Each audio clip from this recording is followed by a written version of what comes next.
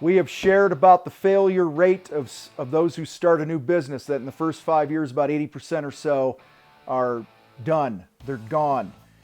And one of the biggest reasons, probably in fact the biggest reason, is they run out of money. So today on Contractor Fight TV, we're going to talk about starting your business and getting the money right from day one.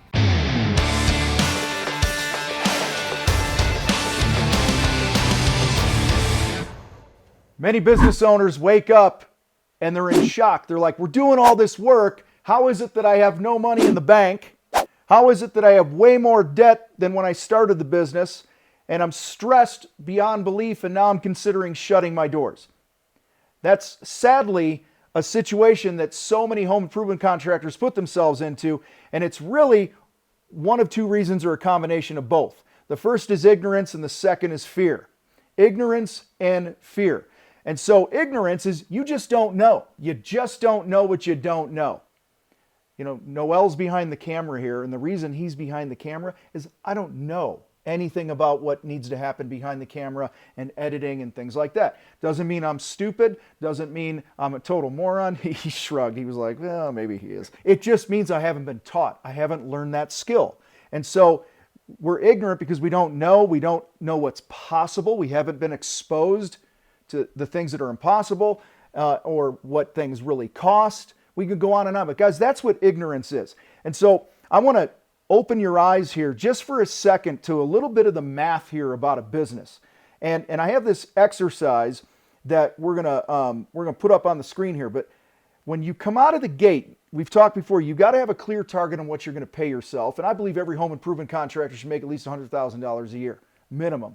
Now, it might take you a year or two to get there, but it's totally possible. So I want to give you some perspective because most guys don't get the money right because they're undercharging. And the reason they undercharge is they don't know what I'm about to tell you here. So if I want to pay myself a salary of $65,000, because that's what I need to bring home the bacon to the family, La Familia, for all you Spaniards out there.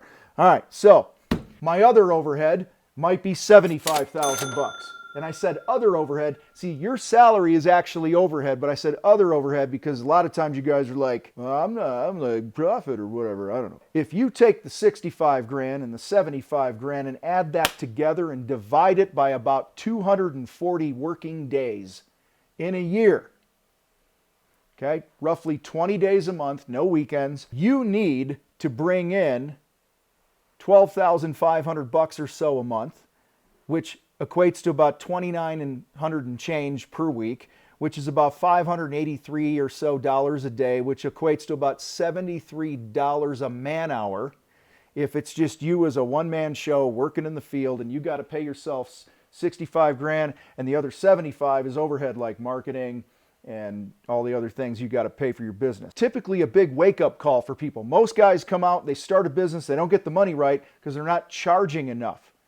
So I want to encourage you to figure that shit out, know what you need to charge, and there'll be a resource here for you later on to do that. I want to also, a lot of guys are ignorant to the fact that it's not possible to get a 50% gross profit on their work. I'll tell you, it is possible. I've seen so many people come out of the gate, start a business, they pay themselves $75,000, $80,000, $90,000 a year in the first year, and they bank another 50 grand, and they did it, and they have no debt, and they did it because they were committed to, if something costs me $1 to produce, I'm going to charge at least $2 when I sell it. So that means when you do a $10,000 job, it shouldn't cost you more than $5,000 to do it. So you got $5,000 left. That's your 50% gross profit.